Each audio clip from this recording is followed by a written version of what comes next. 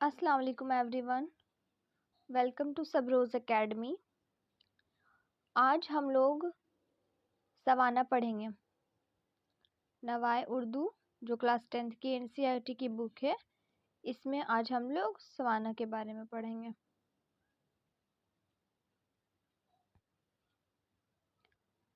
سوانہ میں کسی ایک شخص کی زندگی کے واقعات اور حالات یا شخصیت کے مختلف پہلوؤں کا بیان کیا جاتا ہے۔ سوانہ میں کیا بیان کیا جاتا ہے؟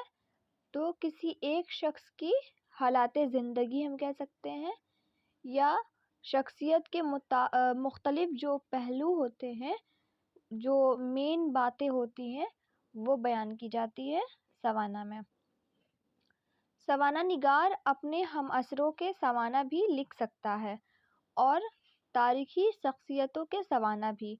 سوانہ نگار جو ہے، جو سوانہ لکھتے ہیں، وہ اپنے ہم عصر جو ہوتے ہیں، ان کے جو ساتھی ہوتے ہیں، ان کے سوانہ بھی لکھ سکتے ہیں اور تاریخی شخصیتوں کے سوانہ بھی۔ اس صنف کا مقصد کسی اہم شخص کے حالات زندگی سے قاری کو روشناس کرانا ہے۔ جو قاری ہوتا ہے، پڑھنے والا، اس کو روشناس کرانا ہے کس سے؟ تو حالات زندگی سے، کہ ہم لوگ اپنے ہسٹری اٹھا کر پڑھیں، ہم لوگ دیکھیں کہ جو بھی اہم شخصیت ہیں، ان کی حالات زندگی کیسی رہی ہے، ان لوگوں نے کتنی دکھ مصیبتیں اٹھائی ہے، کتنی ایفرٹس کی ہے۔ تو یہ سب مقصد ہوتا ہے سوانے کا۔ اس سلسلے میں وہ اس شخص کے ساتھ ساتھ اپنے ہم عصروں کا حال بھی لکھ سکتا ہے اور اس زمانے کے سیاسی، سماجی اور معاشرتی پہلوؤں پر بھی روشنی ڈال سکتا ہے۔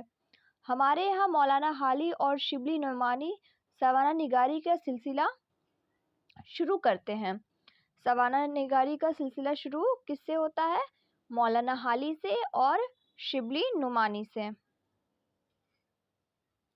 حالی نے ممتاز ادبی شخصیتوں کے سوانہ لکھے، مثلاً حیات سعدی میں شیخ سعدی کی جو سوانہ انہوں نے لکھی تھی، وہ حیات سعدی کے نام سے۔ یادگار غالب میں غالب کے لیے لکھا تھا انہوں نے یادگار غالب، اور حیات جاوید میں سر سید کے حالات بیان کیے گئے ہیں۔ پھر شبلی نعمانی نے سیرت النبی، سیرت النعمان، الغزالی، المامون اور الفاروق جیسی سوانح کتابیں لکھی ہیں۔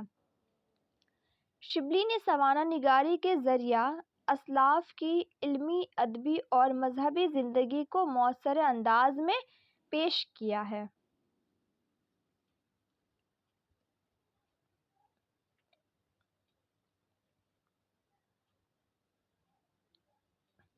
اس کے بعد ہم لوگ الطاف حسین حالی کے بارے میں پڑھ لیتے ہیں۔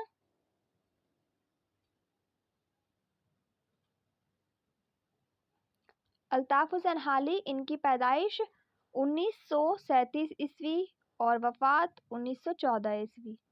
پیدائش 1937 عیسوی، وفات 1914 عیسوی میں ہوئی۔ مولانا الطاف حسین حالی پانی پت میں پیدا ہوئے۔ علم کی طلب اور شعر و سخن کا ذوق انہیں دہلی لایا۔ یہاں انہوں نے نواب مصطفیٰ خاں شیفتہ اور مرزا غالب جیسی شخصیتوں سے فیض حاصل کیا۔ غالب اور شیفتہ کے انتقال کے بعد حالی لاہور چلے گئے اور انگریزی حکومت کے ملازم ہو گئے۔ لاہور میں محمد حسین آزاد کے ساتھ مل کر ڈاکٹر WG لائیڈز اور دوسرے انگریز افسروں کے تعاون سے انہوں نے اردو میں جدید نظم کی بنیاد ڈالی۔ اردو کے سوانہ ادب میں حالی کی حیات سعدی جو 1886 میں ہے، یادگار غالب جو 1897 میں، اور حیات جاوید جو 1901 میں شائع ہوئی۔ ان کی شاعری میں اصلاح کا پہلو نمایاں ہے۔ ان کی طویل نظموں میں مد و جزر اسلام، جو عام طور پر مسدس حالی کے نام سے مشہور ہے۔ مد و جزر اسلام جو ہے کس کے نام سے مشہور ہے؟ مسدس حالی کے نام سے، اور مناجات بیوہ اہم ہے۔ حالی کا مقدمہ شعر و شاعری اردو تنقید میں ایک تاریخی اہمیت رکھتا ہے۔ انہوں نے شاعری کے اخلاقی اور اصلاحی پہلوؤں پر زور دیا ہے اور اسی نقطۂ نظر سے اردو شاعری کا تنقیدی جائزہ لیا ہے۔ حالی کا شمار سر سید کے خاص رفیقوں میں ہوتا ہے۔ سر سید کا بچپن، جو مضمون ابھی میں پڑھاؤں گی کیا ہے وہ سر سید کا بچپن، یہ مولانا حالی کی کتاب حیات جاوید سے ماخوذ ہے۔ حیات جاوید جو سر سید احمد خان کی سوانح عمری انہوں نے لکھی تھی مولانا الطاف حسین حالی نے، اس سے ماخوذ ہے سر سید کا بچپن۔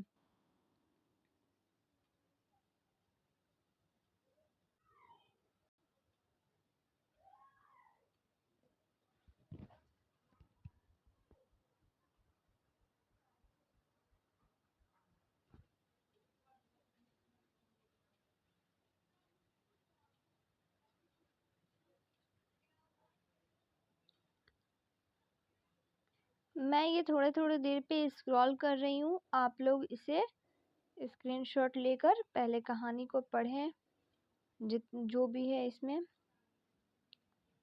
سر سید کا بچپن، اسے پہلے پڑھ لیں۔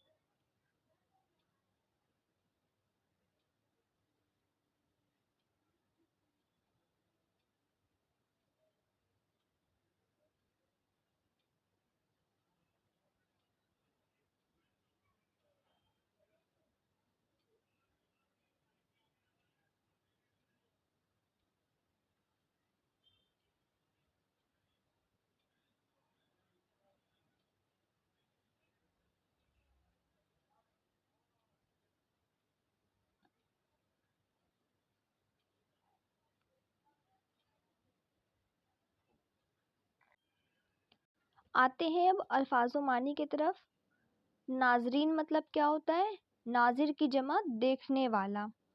اقتباس، کسب کرنا، محنت کر کے حاصل کرنا۔ نشوونما، نشوونما مطلب ترقی یا بڑھوتری۔ ذکی مطلب ذہن یا تیز دماغ والا۔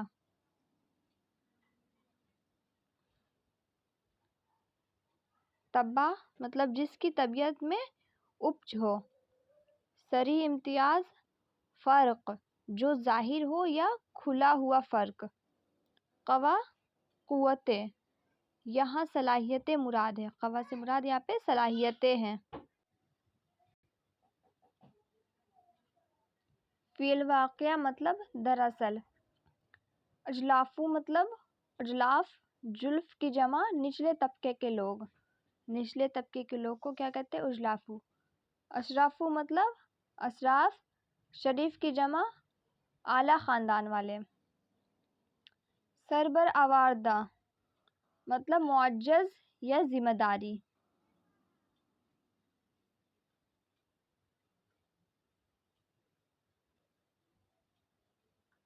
غول مطلب بھیڑ، بھیڑ، ہجوم یا بہت سے لوگ۔ مل کے بطور معافی، عطا کی ہوئی زمین کی ملکیت۔ مچھلی کے جائے کو تیرنا کون سکھائے؟ یہ جو ہے یہ مشہور کہاوت ہے، اپنے آبائی کام سے ہر کوئی واقف ہوتا ہے۔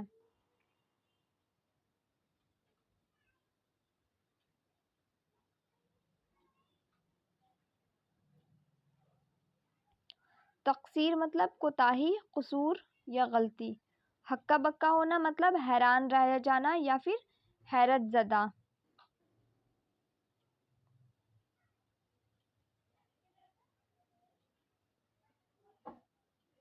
بسم اللہ مطلب اس تقریب کا نام جس سے بچوں کو قرآن پڑھانے کی ابتدا کی جاتی ہے، اللہ کے نام سے شروع۔ اقرا سے معلم یعلم، قرآن مجید کی سورہ علق کی ابتدا 5 آیاتیں قرآن مجید کی یہ آیتیں سب سے پہلے نازل ہوئی ہے۔ الا ماشاء اللہ، مگر جو چاہا اللہ نے، مراد کبھی کبھی۔ غایت مطلب غرض یا مطلب۔ قرآن ناظرہ پڑھنا مطلب ناظرہ قرآن شریف دیکھ کر پڑھنا مطلب قرآن شریف دیکھ کر پڑھنا، قرآن ناظرہ پڑھنا۔ سال جلوس، کسی بادشاہ کے تخت نشینی کا سال۔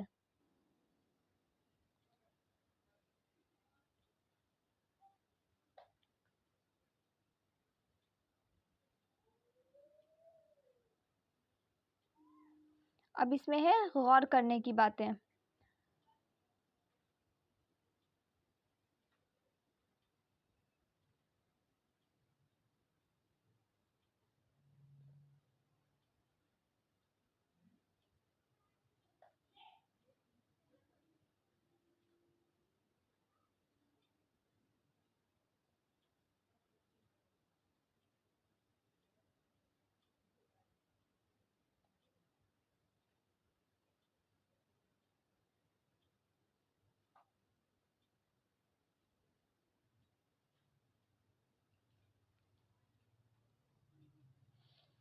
اب یہ کچھ سوال و جواب اور عملی کام ہے جو ہم لوگ کرتے ہیں۔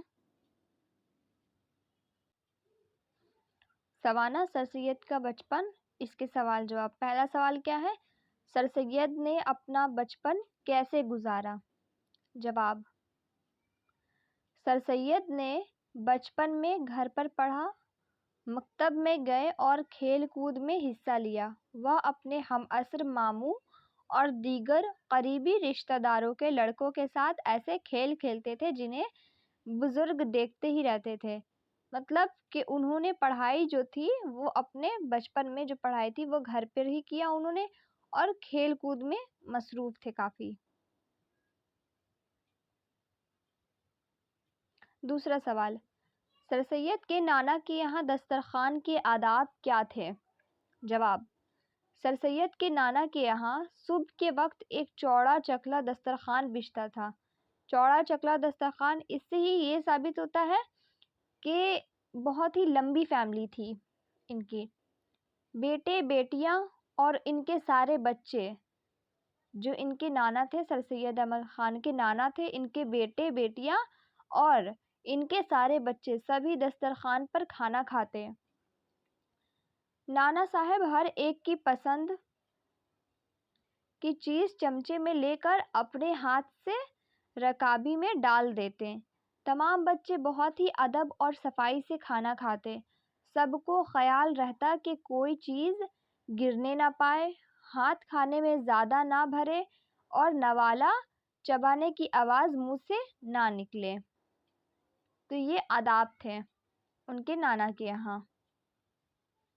تیسرا سوال: سر سید نے بچپن میں کون کون سے کھیل کھیلے؟ جواب: گیند بلا، کبڈی، گڑیا، آنکھ مچولی وغیرہ کھیلتے تھے یہ سب کھیل۔ چوتھا سوال: سر سید کو گاؤں میں جا کر رہنا کیوں پسند تھا؟ جواب: چھوٹی عمر میں سر سید کو گاؤں میں جا کر رہنا، جنگل میں گھومنا، عمدہ دودھ، دہی اور تازہ گھی، باجرہ یا مکئی کی روٹی کھانا اچھا لگتا تھا، اس لیے وہ گاؤں میں رہنا پسند کرتے تھے۔ اب اس کی عملی کام آتے ہیں۔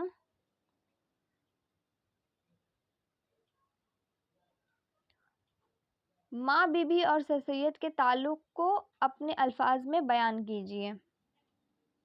جواب: ماں بی بی سر سید کے گھر میں قدیم خیر خواہ خادمہ تھیں۔ انہوں نے سر سید کو پالا تھا اور وہ 5 برس کے تھے کہ ماں بی بی کا انتقال ہو گیا۔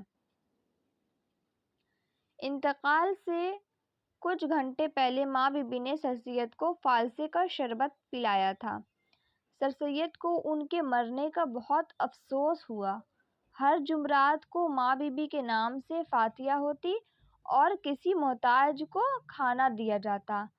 ماں بی بی نے مرتے وقت کہا تھا کہ تمام زیور سید کا ہے، تمام زیور سید کا ہے، مگر سید کی ماں اس کو خیرات میں دینا چاہتی تھیں اور سر سید نے سارے زیوروں کو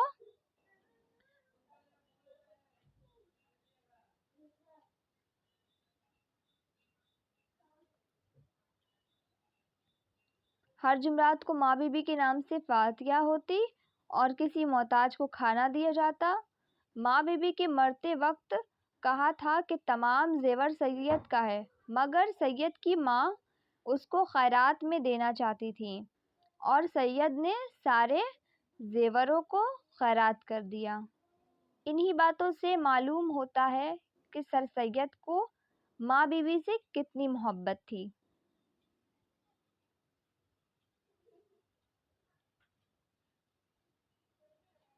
نیکسٹ ہے مضمون میں جن کتابوں کے نام آئے ہیں انہیں لکھیے۔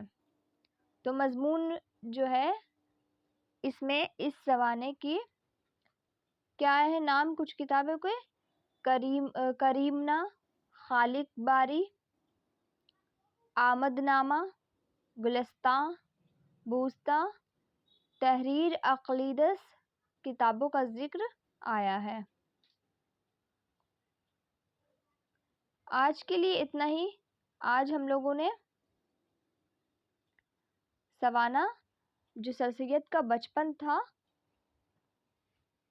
اسے ہم لوگوں نے کمپلیٹ کیا۔ ملتے ہیں اگلے ویڈیو میں۔ اللہ حافظ۔